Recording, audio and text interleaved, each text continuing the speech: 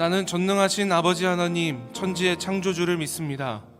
나는 그의 유일하신 아들, 우리 주 예수 그리스도를 믿습니다. 그는 성령으로 잉태되어 동정녀 마리아에게서 나시고 본디오 빌라도에게 고난을 받아 십자가에 못 박혀 죽으시고 장사된 지 사흘 만에 죽은 자 가운데서 다시 살아나셨으며 하늘에 오르시어 전능하신 아버지 하나님 우편에 앉아 계시다가 거기로부터 살아있는 자와 죽은 자를 심판하러 오십니다. 나는 성령을 믿으며 거룩한 공교회와 성도의 교제와 죄를 용서받는 것과 몸의 부활과 영생을 믿습니다. 아멘.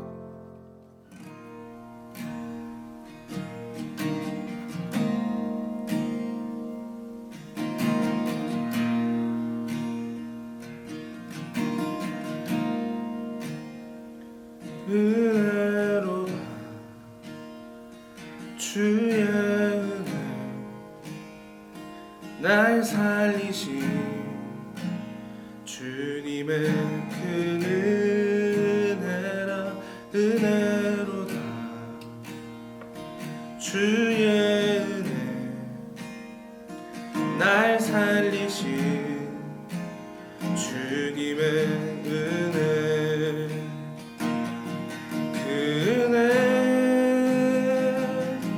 내 맘에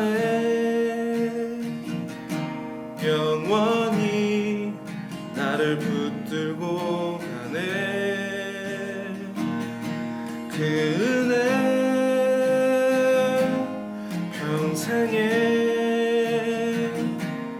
영원히 나를 일으키시네.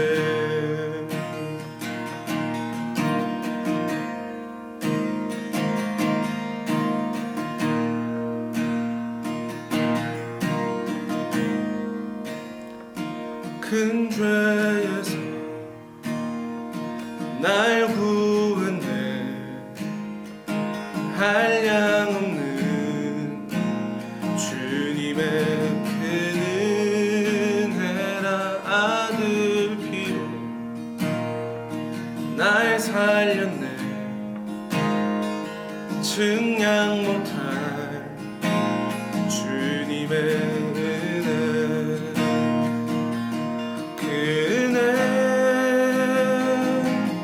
내 맘에 영원히 나를 붙들고 가네. 그 은혜 평생에 영원히 나를 일으키시네.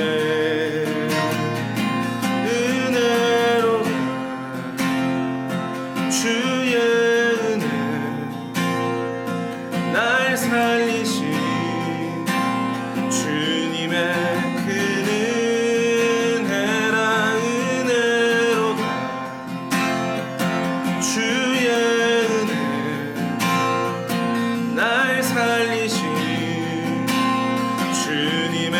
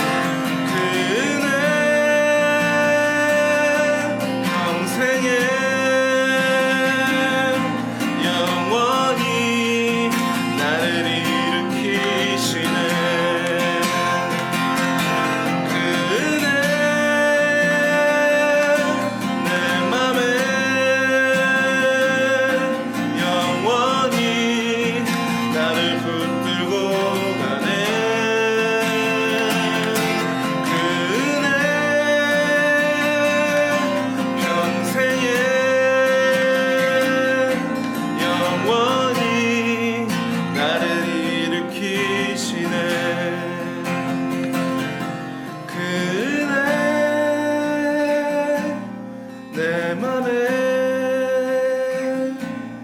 영원히 나를 붙들고 가네. 그 은혜 영생에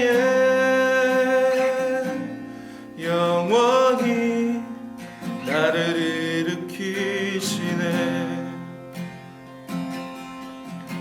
주의 인자는 끝이요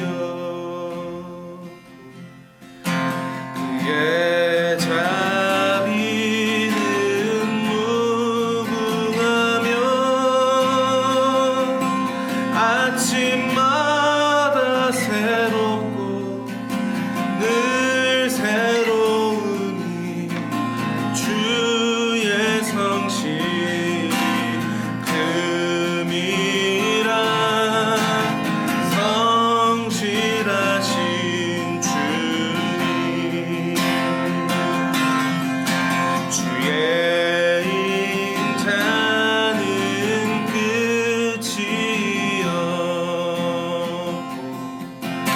그의 자비는 무궁하며 아침마다 새롭고 늘 새로우니 주의 성실이 금이라. 성실하신 주님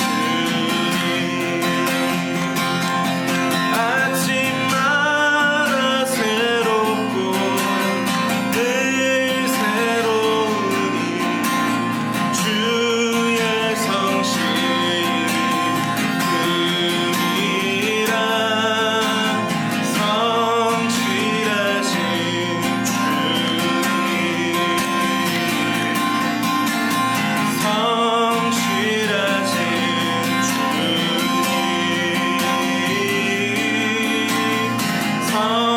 성실하신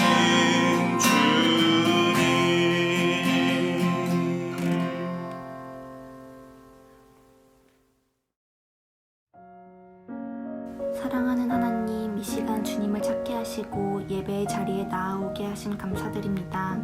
하나님의 은혜 아니면 살아갈 수 없음을 다시 한번 고백합니다. 비록 어려운 상황 속에서 함께 모이지는 못하지만 각자의 자리에서 예배드리는 저희를 기억하여 주시고 성도들마다 성령으로 함께하여 주시옵소서. 코로나의 확산으로 평온했던 일상이 깨지고 교회는 세상으로부터 지탄을 받습니다. 뿐만 아니라 학업과 취업의 어려움은 날로 어려워지고 코로나와 각종 질병들로 인해 힘겨운 나날을 보내고 있습니다. 하나님을 향한 사랑과 감사가 넘쳐나야 하는 이 마음에 염려와 불안뿐임을 고백합니다. 저희 중 한 사람도 버리지 마시고 강하고 담대하게 해주세요. 상한 이 마음과 이 땅을 고쳐주시고 주님의 창조 질서가 회복되게 하여 주시옵소서. 모든 것이 멈춰 보이는 때이지만 계속해서 일하시고 계시는 주님을 믿습니다. 이 시간 거룩하신 주님의 말씀을 듣습니다. 전도사님을 통해 생명력 있는 말씀이 선포되게 하시고 듣는 저희 마음속에 말씀의 씨앗이 심어져 아름다운 결실이 맺어질 수 있게 해주세요. 하나님을 바라볼 때 소망이 있음을 매순간 자각하고 그리스도임을 부끄러워하지 않게 해주세요. 나의 왕 나의 하나님 감사합니다. 예수님의 이름으로 기도드립니다. 아멘.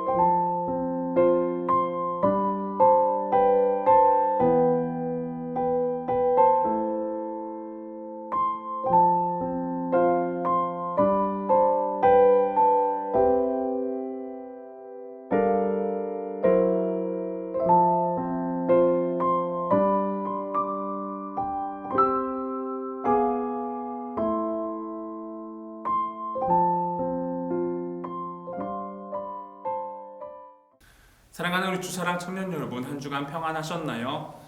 태풍이 다시 또 북상하고 있다고 합니다. 피해 없도록 각 가정마다 유의하시길 바라고, 저녁에 좀 날씨가 많이 쌀쌀해진 것 같아요. 감기 조심하시면서 건강 잘 챙기셨으면 좋겠습니다. 오늘 말씀은 시편 112편 1절로 10절까지 말씀인데요.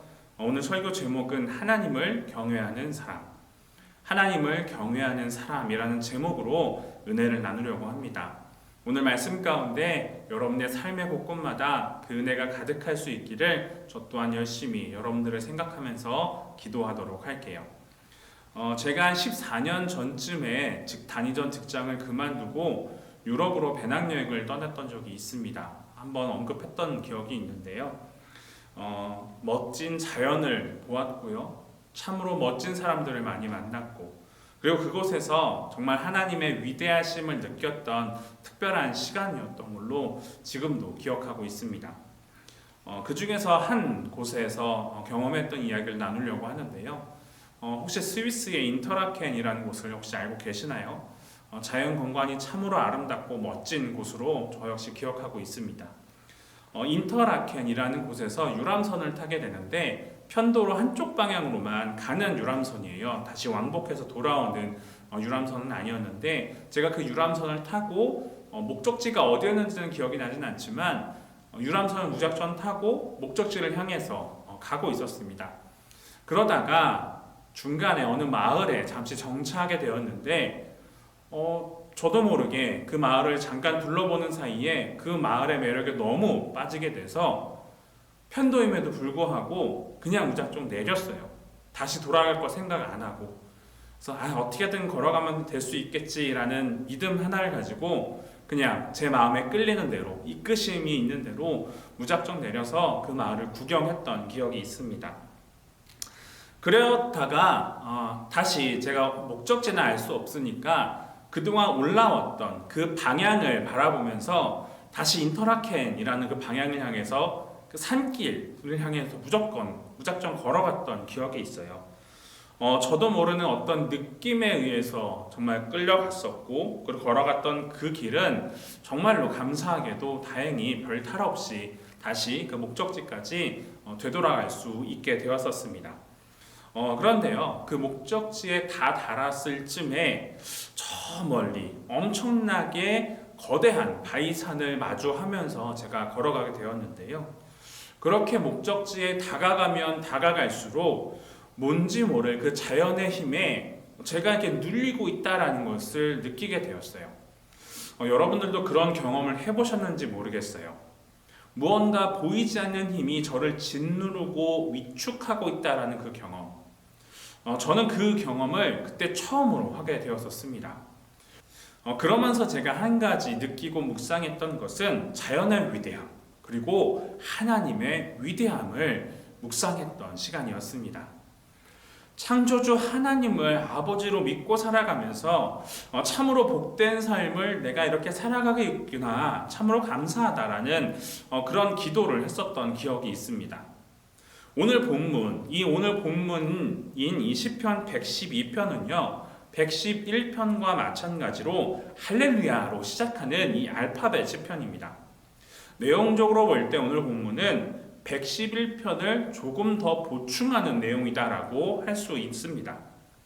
111편이 하나님이 행하신 위대한 일과 언약을 노래한 시편이라고 한다면, 오늘 이 112편은 여호와를 경외하는 자의 인격과 성품, 그리고 그 복에 관해서 교훈하고 있다는 점이에요. 특히 이 본문은요 지혜 내용을 담고 있는데, 그 내용은 무엇이냐? 여호와 하나님을 경외하고 율법을 존중하며 의인과 악인을 또 대조하면서 일상 삶에서의 그 자세, 일상의 삶에 대한 우리의 그 삶의 모습에 대한 그 조언과 같은 특징을 보여주고 있다는 것을 알 수 있습니다. 1절부터 4절까지 여기서는 하나님의 축복, 그 하나님의 축복은 무엇이냐? 하나님을 경외하는 자에게 임하는 것이고, 그러한 자의 성품은 의와 또 은혜, 그리고 긍휼의 특징을 가진다라는 내용을 가지고 있습니다. 그리고 5절로 9절에서는 그의 성품이 실제 그 현장에서 드러나게 된다라는 거예요. 그는 하나님, 주님을 신뢰하기 때문에 아무것도 두려워할 것이 없다라고 말하면서 그의 성품은 견고하게 세워져 있기 때문에 그는 바로 축복받는 사람이다라는 거예요. 그 결과 결론부인 이 10절에서는 여호와를 경외하지 않는 자들은 어떻게 완전히 좌절하고 넘어질 것이다 라고 이어서 말하게 됩니다. 여러분, 성경 말씀에 두려워 말라, 이 두려워 말라라는 문장이 몇 번 사용되는지 아세요? 약 50번 정도 사용됩니다. 예수님께서도 두려워하지 말라라고 여러 번 말씀을 하셨어요. 오늘 설교의 제목처럼 하나님을 경외함이라는 것은 우리가 흔히 생각하는 두려움과는 다른 종류의 두려움이다라는 것을 기억하셨으면 좋겠습니다.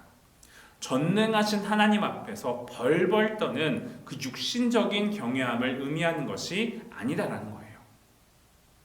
결국 이렇게 악을 미워하는 마음을 갖는 경건한 신뢰, 이 경건한 신뢰다라고 우리는 말할 수 있는데요.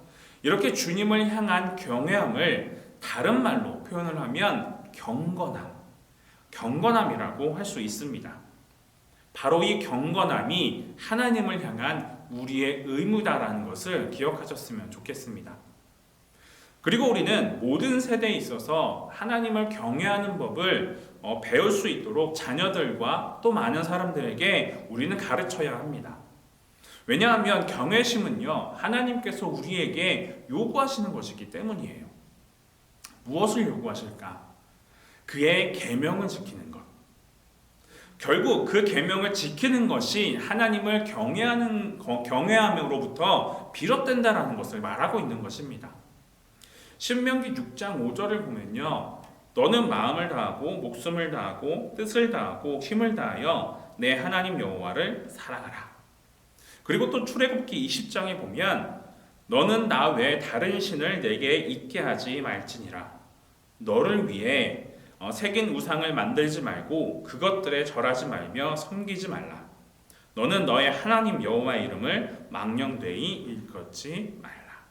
우선 이 말씀이 이야기하는 핵심이 무엇이냐?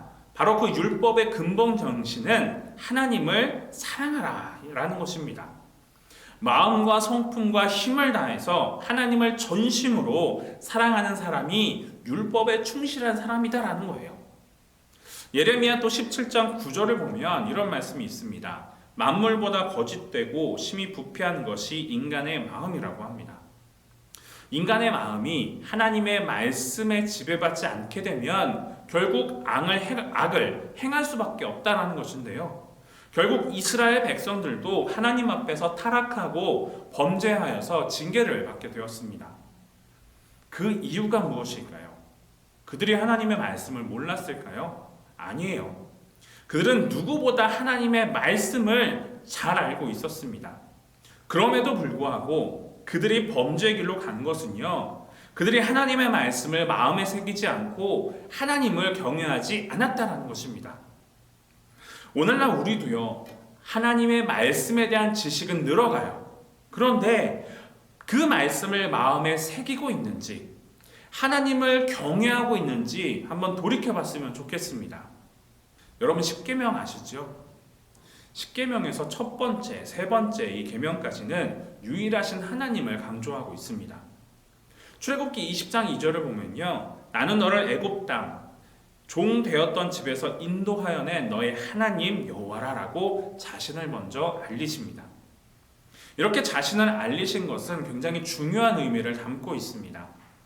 애굽의 압제에서 고통받고 있던 이스라엘 백성들을 구원해 주셨기 때문이에요. 그렇기 때문에 우리는 하나님의 명령에 대해서 불평해서는 안 됩니다. 오히려 감사하는 마음으로 기쁘게 순종할 수 있어야 한다는 것이죠. 그런 점에서 우리도 동일한 순종을 드려야 합니다. 죄의 종노릇하며 영원히 멸망할 수밖에 없었던 우리를 죄와 사망의 그 법에서 구원하시고 자녀 삼아 주셨기 때문이에요. 이런 하나님을 우리가 어찌 두려워하지 않고 존경하지 않을 수 있을까요? 사랑하는 여러분, 사람이 하나님을 위해 존재하는 것이지 하나님이 사람을 위해 존재하는 것이 아닙니다. 결국 사람이 자신의 욕심을 위해 하나님을 이용해서는 안 된다는 거예요. 생각해 보세요. 나는 그동안 나의 이기적인 목적을 위해서 하나님을 이용하려고 하지 않았습니까? 그리고 또 하나님께 기도할 때 하나님의 나라를 위해 내가 어떻게 하나님 앞에 헌신하고 순종해야 하는지 그렇게 기도하셨나요? 여러분에게 하나님은 과연 어떤 존재이십니까? 나의 필요를 채우시는 하나님? 아니에요. 오히려 하나님의 나라를 위해 우리가 쓰임받는 도구가 되어야 하지 않겠습니까? 계속해서 계명은 이어집니다. 내 부모를 공경하라. 또 살인하지 말라.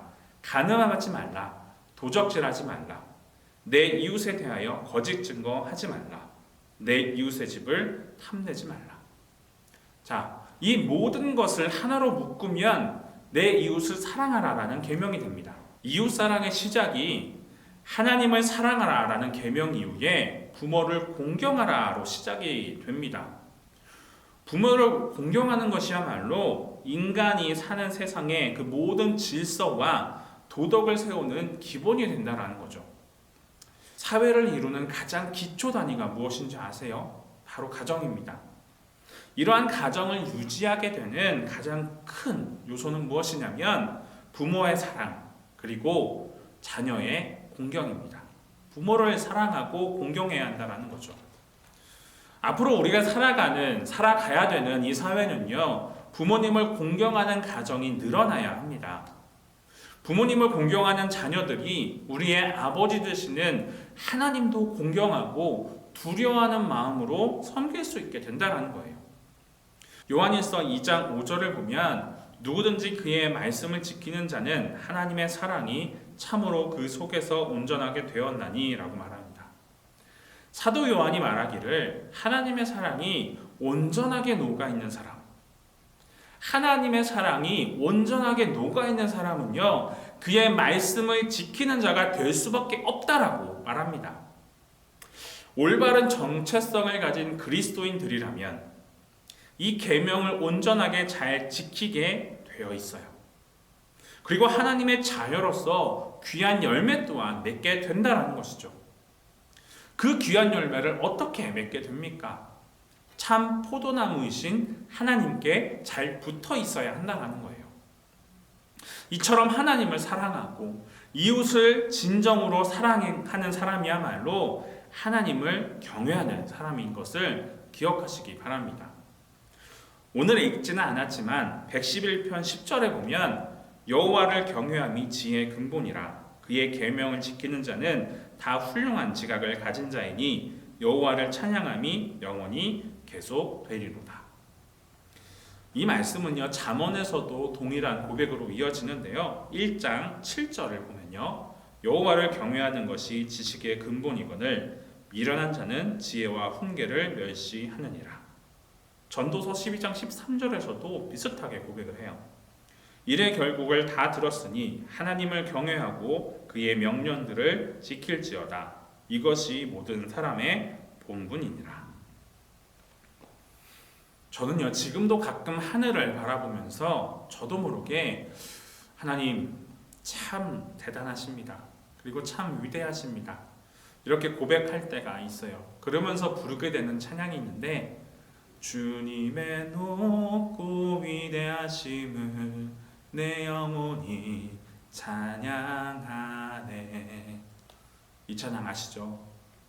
주님이 지으신 모든 만물이 그저 자연으로만 여겨지는 것이 아니라 하나님의 손으로, 하나님의 그 손으로부터 만들어지고 움직여지고 있구나. 그렇게 무엇보다 크고 위대하신 하나님을 묵상할 때가 종종 있습니다. 또 한편으로는 광대하신 주님, 크고 높으신 주님이 바로 나의 하나님이라는 사실이 놀랍기도 해요. 그런데 때로는 그런 하나님이 두렵기도 합니다. 전 참으로 하나님을 사랑해요. 그런데 때로는 두려운 분이시기도 합니다.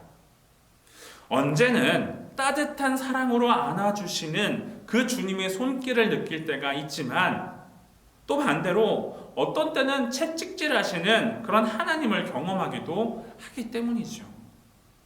하나님을 경외하는 것, 무서워서 벌벌 떠는 것이 아닙니다. 방금 불렀던 이 찬양의 가사처럼 주님의 높고 위대하심을 내 마음을 다해, 내 삶을 다해 깨닫게 될 때, 나의 보잘것없음을 인정하게 될 때, 경건한 두려움과 거룩한 경외심을 가지게 된다는 것입니다. 이것이 바로 하나님을 경외하는 자의 모습이에요. 반대로 하나님을 경외하지 않는 자의 그 모습은 어떨까요? 그의 훈계나 교훈을 들으려 하지 않습니다. 하나님의 훈계와 책망, 교훈을 듣지 않는 사람들은요, 모두 자신의 이익을 위한 마음의 탐심의 귀를 더 기울이게 돼서 결국은 하나님과 멀어지게 된다는 거예요. 그런 자에게 하나님의 지혜가 큰 소리로 그 마음을 향해 외칩니다. 돌아오라, 나에게 돌아오라. 그렇지만 어리석은 우리들은요, 큰 소리로 외치는 그 지혜의 부름에 마음을 닫아버립니다. 이렇게 어리석은 사람은 그 지혜의 음성을 경청하지 않는 사람들이에요. 이미 나의 어리석음과 교만에 빠져서 하나님을 내 마음에 두기 싫어하기 때문입니다. 하나님의 훈계를 멀리하고 그 양심의 소리에 둔감해져서 더 멀어지려 하기 때문이다라는 것이죠. 우리 속담에 이런 말이 있어요. 콩 심은 데 콩나고 팥 심은 데 팥난다. 또 사과나무는 사과를, 배나무는 배를 열매로 맺죠.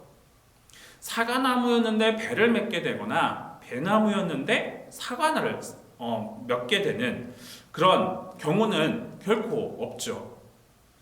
사과나무는요, 평생을 사과나무로 살아야 하고 배나무는 평생을 배나무로 살아갑니다.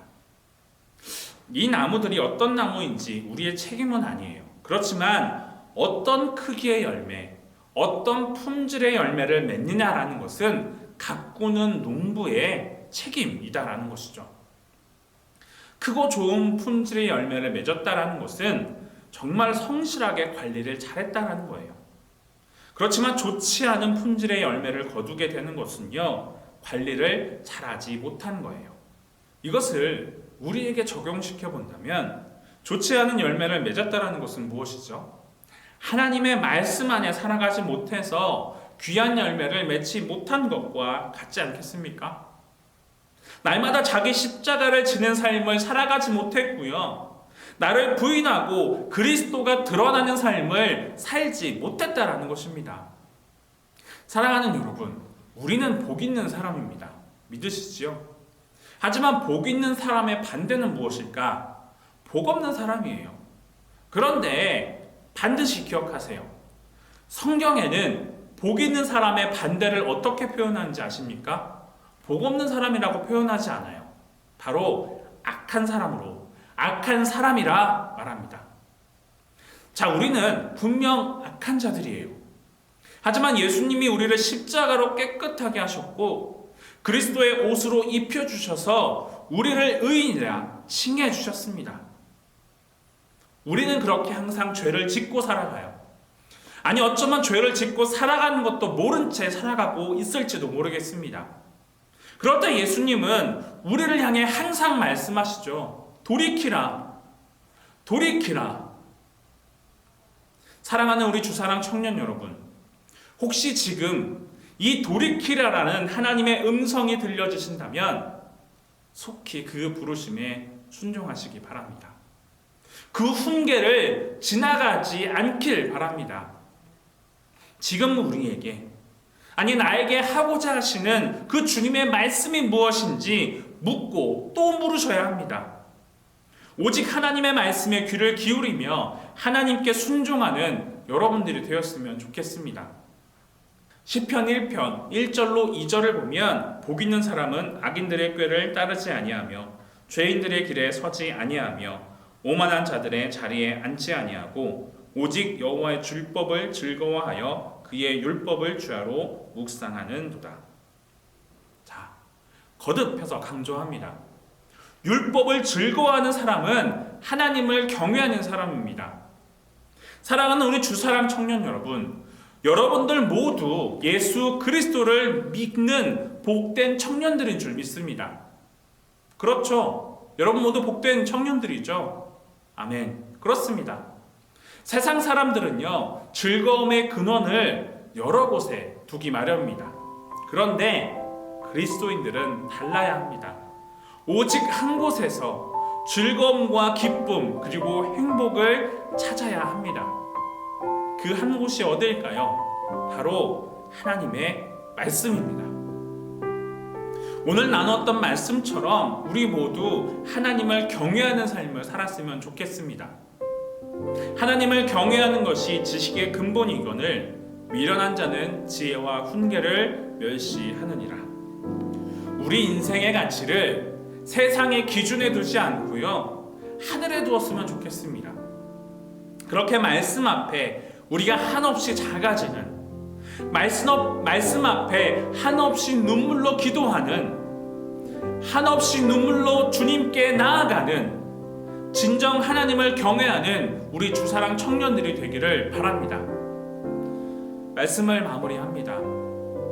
하나님에 대한 바른 태도, 하나님의 말씀에 대한 실천으로 인해 우리의 삶의 경로는 달라지게 됩니다. 하나님은요, 모든 만물의 주인으로 세상을 통치하는 분이시기 때문이에요. 그렇기 때문에 우리는 하나님께 어떠한 태도를 가지느냐에 따라 삶의 경로가 달라지게 된다는 것은 지극히 당연한 것입니다. 하나님은 당신의 마음에 합한 자를 축복하십니다. 그 마음에 합한 자가 누구일까요? 바로 하나님을 경외하고 그 말씀에 순종하는 사람들이라는 것을 여러분 기억하시기 바랍니다. 성경에 그 하나님의 마음에 합한 자, 정말 놀라운 축복을 받은 사람들이 참 많이 있어요. 의인이자 당대에 완전하였으며 하나님과 동행했던 노아, 또 많은 고난 속에서도 하나님을 의지했던 요셉, 하나님의 마음에 합한 자였던 다윗, 또 이스라엘 포로 공동체를 위해서 눈물로 기도했던 그 에스겔, 이렇게 하나님께 쓰임을 받아 축복의 삶을 살았던 믿음의 선진들이 많이 있었습니다. 이렇게 여러분들도 그들처럼 하나님과 합한 자 되길 원하십니까? 복된 삶을 살기 원하십니까? 그렇다면 그들과 같이 진심으로 하나님을 경외하고 말씀에 순종하는 삶을 살아가시기 바랍니다. 코로나 바이러스로 다시 거리두기가 연장되었습니다. 지금 이 시기에 우리가 무엇을 먼저 찾고 찾아야 할지 주님께 기도하면서 또 물었으면 좋겠습니다. 우리가 바이러스를 두려워해야 할까요? 아니면 창조주신 하나님을 두려워해야 하겠습니까? 결코 어려운 답이 아니에요. 사랑하는 주사랑 청년 여러분, 하나님을 경외하십시오. 내 삶에 내가 드러나는 것이 아니라 그리스도의 십자가가 드러나시기 바랍니다. 그 십자가는요, 우리를 인내와 고난 가운데로 몰고 갈 수는 있지만 그 인내의 결과는요, 우리가 상상할 수 없는 그만큼의 놀라운 생명의 축복으로 채워주신다는 것을 믿으시기 바랍니다. 그 생명의 축복을 받을 수 있는 우리 모든 주사랑 청년들이 되기를 예수님의 이름으로 축복합니다. 이 시간 함께 우리 기도했으면 좋겠어요. 우리 마음을 모아서 기도했으면 좋겠는데, 지금까지 내가 주인 되어서 살아왔던 그 삶을 모두 내려놓고 오직 우리의 영원한 주인 되시는 하나님만을 바라볼 수 있기를 기도했으면 좋겠습니다. 하나님을 경외하는 것이 지식의 근본이요 지혜의 근본이라고 했습니다. 세상의 것에 가치를 두지 않고 오직 하늘의 것에 최고의 가치를 줄 수 있는 성숙한 그리스도인들이 되었으면 좋겠습니다. 우리 믿음의 주사랑 청년 여러분 모두 이렇게 성숙한 그리스도인이라는 것을 저는 믿습니다. 함께 기도하실 때 주님, 우리의 믿음을 더욱 견고하게 세워 주시옵소서. 오직 하나님만 경외하고 하나님의 말씀을 경청하고 따르는 믿음의 그리스도인들이 되게 하여 주시옵소서. 이 시간 함께 기도합니다.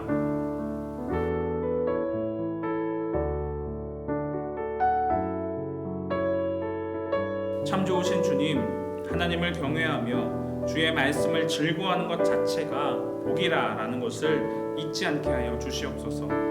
우리가 이 땅에서 마지막 숨을 내어 쉬는 그 순간까지 오직 하나님만을 경외하는 삶을 살게 하시고 다른 것들을 두려워하지 않게 하여 주시옵소서. 또한 이 땅에서 마지막 주님 앞에 가게 되는 그 순간까지 주의 말씀을 깊게, 넓게, 높게 묵상하는 우리의 모든 삶이 되게 하여 주시옵소서. 또한 주님께 받은 그 복을 쌓아두는 저장고가 되는 것이 아니라 나누는 통로가 또한 되게 하여 주시기를 원합니다. 주님, 주님께서 심어주신 우리의 모든 그 삶의 자리에서 주님을 향한 우리의 모든 그 삶이 주님께서 만들어 가시는 그 작품의 하루들을 누리며 살게 하여 주시고, 그런 매일 모여서 우리의 인생 모든 그 전체가 주님께서 만들어 오신, 그리고 주님께서 만들어 가실 하나님의 작품이 되게 하여 주시옵소서. 감사드리며 주님 가르쳐 주신 기도로 예배를 마무리합니다. 하늘에 계신 우리 아버지, 아버지의 이름을 거룩하게 하시며 아버지의 나라가 오게 하시며 아버지의 뜻이 하늘에서와 같이 땅에서 이루어지게 하소서. 오늘 우리에게 일용할 양식을 주시고 우리가 우리에게 잘못한 사람을 용서하여 준 것 같이 우리의 죄를 용서하여 주시고 우리를 시험에 빠지지 않게 하시고 악에서 구하소서. 나라와 권능과 영광이 영원히 아버지의 것입니다.